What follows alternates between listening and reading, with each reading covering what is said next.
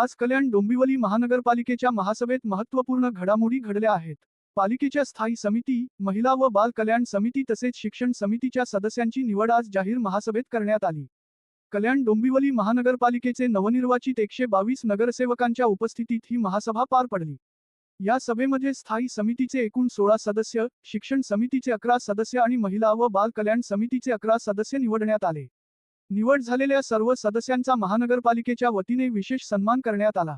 महापौर हर्षाली चौधरी, उपमहापौर राहुल दामले तसेच मनपा आयुक्त अभिनव गोयल यांच्या हस्ते नव्याने निवड झालेल्या सदस्यांना पुष्पगुच्छ देऊन अभिनंदन करण्यात आले। दरम्यान या महासभेत आणखी एक महत्त्वाचा निर्णय घेण्यात आला। भाजपाचे वरुण पाटील यांची सभागृह नेते म्हणून निवड करण्यात आली आहे। तसेच आजच्या महासभेत एक विशेष प्रस्ताव मांडण्यात आला। शिवसेना पक्षाचे गटनेते विश्वनाथ राणे यांनी कल्याण लोकसभा मतदारसंघाचे खासदार श्रीकांत एकनाथ शिंदे यांचा महानगरपालिकेच्या वतीने जाहीर नागरी सत्कार करण्याची मागणी केली। या प्रस्तावाला सभागृहातील सर्व 122 नगरसेवकांनी एकमताने पाठिंबा दिला। त्यामुळे खासदार डॉक्टर श्रीकांत एकनाथ शिंदे यांचा लवकरच महानगरपालिकेच्या वतीने जाहीर नागरी सत्कार करण्यात येणार आहे। कल्याण लोकसभा मतदारसंघात विकासकामे, पायाभूत सुविधा आणि विविध प्रकल्पांमध्ये दिलेल्या योगदानाबद्दल हा नागरी सत्कार करण्यात येणार असल्याची माहिती समोर आली आहे। आजच्या महासभेत झालेल्या या निर्णयांमुळे कल्याण डोंबिवली महानगरपालिकेच्या राजकारणात मोठी चर्चा रंगली आहे। स्थायी समिती, शिक्षण समिती आणि महिला बाल कल्याण समितीच्या माध्यमातून शहरातील विविध विकासकामांना आता अधिक गती मिळण्याची अपेक्षा व्यक्त केली जात आहे। दरम्यान खासदार डॉक्टर श्रीकांत शिंदे यांच्या नागरी सत्काराच्या निर्णयामुळे राजकीय वर्तुळातही उत्सुकता निर्माण झाली आहे। पुढील काही दिवसांत या सत्काराचा कार्यक्रम कधी आणि कुठे होणार याकडे सर्वांचे लक्ष लागले आहे।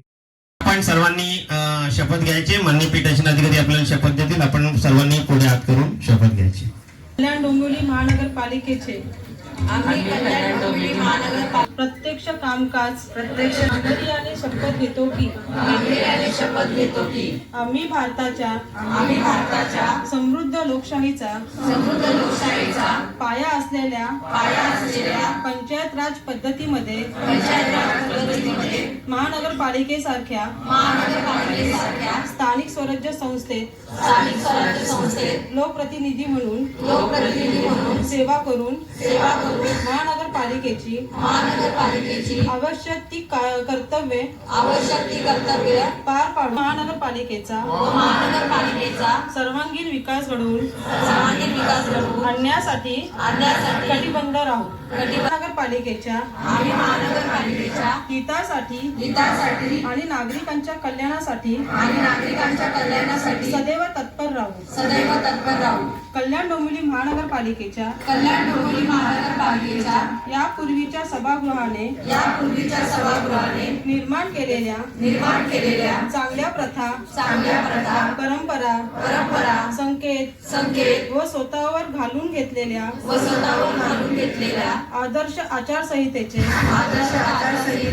पालन करून सभागृहाच्या नावलौकिक भर घालण्याचा व चांगला पायंडा निर्माण करण्याचा मनापासून प्रयत्न करू।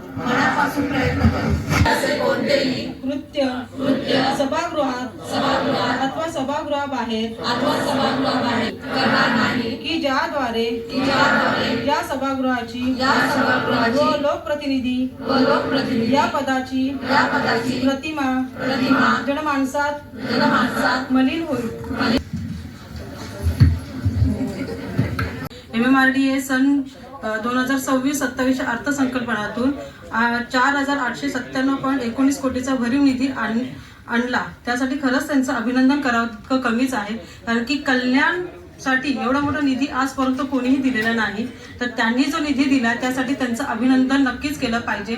आणि मी आयुक्तमध्ये तुम्हाला एक सांगते की महानगरपालिकेतर्फे त्यांचा आपण खूप मोठ्या उत्साहात किंवा जोशात जर आपण त्यांचा एक सत्कार केला तर अख्ख्या कल्याण डोंबिवली महानगरपालिकेसाठी तो एक मोठी गोष्ट असेल। तर मी तुम्हाला सांगते आपल्या महानगरपालिकेतर्फे त्यांचा एक आपण सत्कार ठेवूया आणि तो केलाच पाहिजे।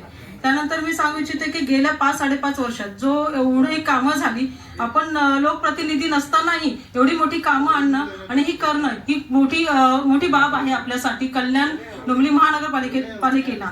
त्यासाठी मी श्रीकांत शिंदे साहेबांचं खूप मोठ्या प्रमाणात अभिनंदन प्रस्ताव करते आणि मी जे उपमहापौर आणि गटनेते यांनी जी प्रस्ताव दिला आहे त्यासाठी मी त्यांचं अभिनंदनही करते, कारण की एवढा मोठा निधी जो खासदार श्रीकांत शिंदे साहेबांनी जो दिला आहे त्यासाठी मी त्यांचंही अभिनंदन करते, कारण की हा निधी आणणं आणि जो प्रस्ताव यांनी दिला आहे त्यासाठी दोघांचं अभिनंदन, कारण की तुम्ही हा विषय आणलात आणि त्यासाठी श्रीकांत शिंदे साहेबांचं अभिनंदन केलं आहे, त्यासाठी दोघांचं अभिनंदन. आणि सर, आपण जसं आज सगळे लोकप्रतिनिधी बोललेच आहात की आपण महानगरपालिकेतर्फे हा जो अभिनंदन केलं पाहिजे, तर आपण महानगरपालिकेतर्फे हा लवकरात लवकर आपण करण्याचा प्रयत्न करूया. एवढंच बोलते आणि एकदा पुन्हा श्रीकांत शिंदे साहेबांचं आमच्या कल्याण डोंबिवली महानगरपालिकेतर्फे खूप मोठ्या प्रमाणात अभिनंदन प्रस्ताव आहे. अभिनंदन अभिनंदन अभिनंदन. समिती सदस्य नावं घेते. शिवसेना शिव आघाडी, पहिलं नाव आहे गजानन पाटील म्हात्रे, जयवंत होई, मल्लेश शेट्टी, नवीन गवळी, महेश गायकवाड, विजया अरविंद पोटे, गणेश लांडगे, दीपेश पुंडलिक म्हात्रे, मंदार श्रीकांत हळबे, दया वसंत गायकवाड, सौ मनीषा अभिमन्यू गायकवाड, उपेक्षा शक्तिवान भोईर, मुकुंद बाबाजी पेडणेकर, नंदू शांताराम म्हात्रे, उद्धव बाळासाहेब ठाकरे गट, विशाल शरद गारवे, ज्योती राजन मराठे, अस्मिता अरविंद मोरे, सारिका सतीश जाधव, रसिका संदेश पाटील, शशिकांत अप्पा कांबळे गटनेते भाजपा यांच्याकडून जी नाव आलेली आहेत, सौ मेघाली सचिन खेमा, डॉक्टर पूजा संजय गायकवाड, सौ सरोज मनोज राय, डॉक्टर सुनीता बाबूराव पाटील, सौ रवीना अमर माळी. गटनेते शिवसेना उद्धव बाळासाहेब ठाकरे त्यांच्याकडून जे नाव आलेलं आहे, तेजश्री हेमंत गायकवाड. सर्व शिव आघाडी 5, भारतीय जनता पार्टी 5 आणि शिवसेना उद्धव बाळासाहेब ठाकरे 1 याप्रमाणे घोषित. शिवसेना शिव आघाडी प्रतीक पेंडकर, अनघा राजेंद्र देवळेकर, शालिनी सुनील वायले, दीपाली स्वप्नील पाटील, प्रल्हाद म्हात्रे. श्री अभिजित सदानंद थरवळ, श्री जतीन जगजीवन प्रजापती, ॲडव्होकेट कविता मिलिंद म्हात्रे, श्री श्यामल मंगेश गायकर, सौ रसिका कृष्णा पाटील. सेना उद्धव बाळासाहेब ठाकरे गट, सौ अपर्णा संतोष भोईर. एखादी व्यक्ती जेव्हा कार्यरत असते त्या व्यक्तीने केलेल्या कार्याचा जर गौरव झाला तर तो शहरालाही कळतो आणि त्या व्यक्तीला एक समाधान मिळतं की मी जे काम करतोय त्याची उचित दखल आपल्या बरोबरचे सगळे लोक घेत आहेत. 2014 साली केंद्रामध्ये मोदींचं सरकार आलं आणि राज्यामध्ये सेना आणि भाजपचं सरकार या महाराष्ट्रामध्ये आलं. आपल्याला आठवत असेल की 2014ला एमएमआरडी संस्था किती लोकांना माहिती होती. एमएमआरडीए मधनं जो काही सगळा खर्च केला जायचा, ज्या काही सुविधा दिल्या जायच्या केवळ मुंबई आणि परिसर या क्षेत्रासाठी दिल्या जायच्या. खरं म्हणजे एमएमआरडीएची स्थापना ही मुंबईच्या बाहेर जो परिसर विकसित होतोय तिथे त्यांनी खर्च करणे आवश्यक होतं.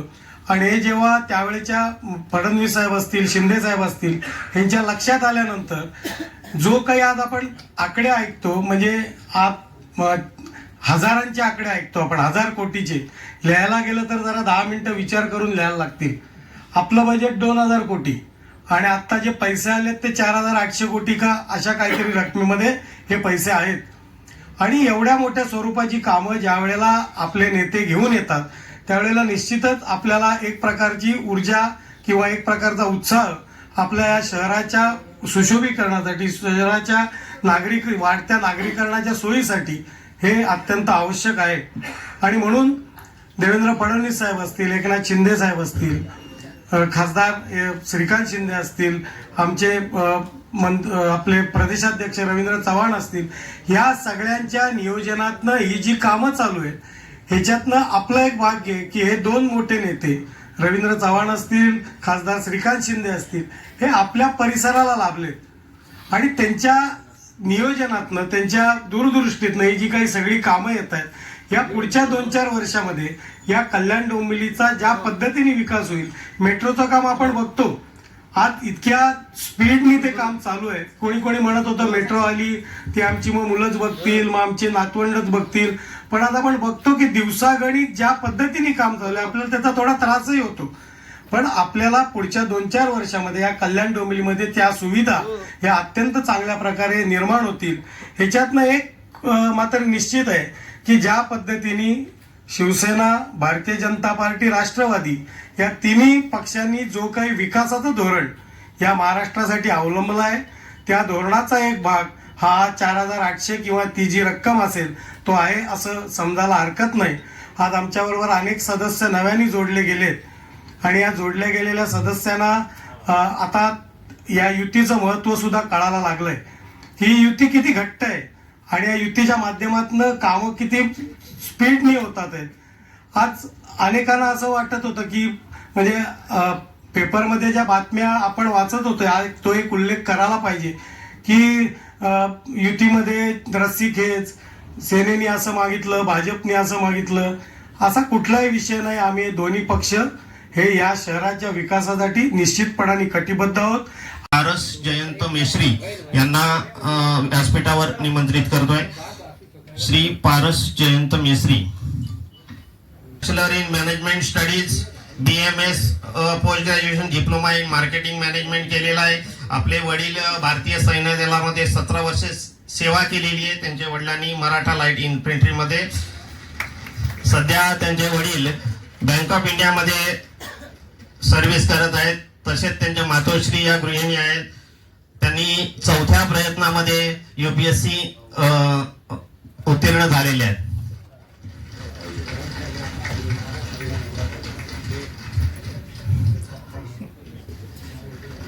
सीमा Rajendra Wakhare, all India rank 651, Dombivli या ठिकाणी झालेला आहे. ज्युनियर कॉलेज बिर्ला महाविद्यालयामध्ये त्यांचे ज्युनियर कॉलेजचे शिक्षण झाले. तसेच महाविद्यालयीन शिक्षण त्यांचं रुईया महाविद्यालय या ठिकाणी झालेलं आहे. त्यांचे वडील आणि आई दोघेही पत्रकार आहेत. वडील श्री क्राईम बॉर्डर चे संपादक आहेत, तर आई श्री स्वामी सखा या मासिकाच्या संपादिका आहेत. त्याचबरोबर त्या क्रीडा शिक्षिका आहेत, एका शाळेमध्ये क्रीडा शिक्षिका आहेत. श्री शिवम वक्रे यांनी 3ऱ्या प्रयत्नामध्ये UPSC उत्तीर्ण झालेले आहेत. होत आहे. त्यानंतर तिसरे प्रणव प्रशांत माध्यमिक शिक्षण सुभेदरवाडा शाळा कल्याण या शाळेमध्ये झालेले आहे. तसेच त्यांचं महाविद्यालयीन शिक्षण रुईया महाविद्यालय मुंबई या ठिकाणी झालेले आहे. त्यांनी UPSC ची तयारी करताना 12वी पासूनच अभ्यासाची सुरुवात केलेली होती. त्यानंतर ग्रॅज्युएशन नंतर त्यांनी पूर्णवेळ यासाठी अभ्यासासाठी देऊन त्यांचे वडील मुंबई महानगरपालिकेमध्ये अन्न व बाजार परवाना विभागामध्ये सर्व्हिस करतायत आणि त्यांची आई गृहिणी आहे. त्यांनी 3ऱ्या प्रयत्नामध्ये UPSC उत्तीर्ण झालेले आहे.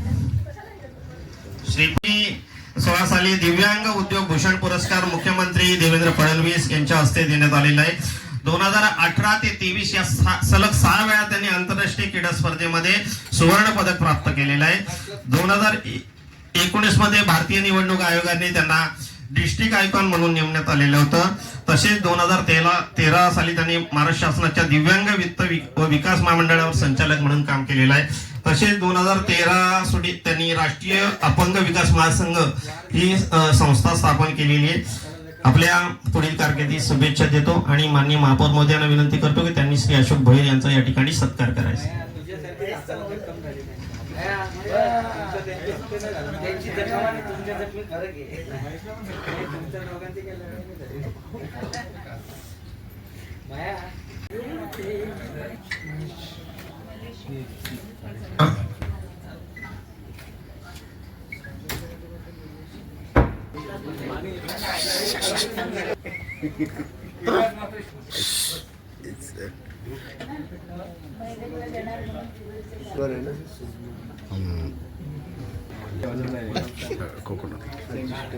किती अभिनंदन.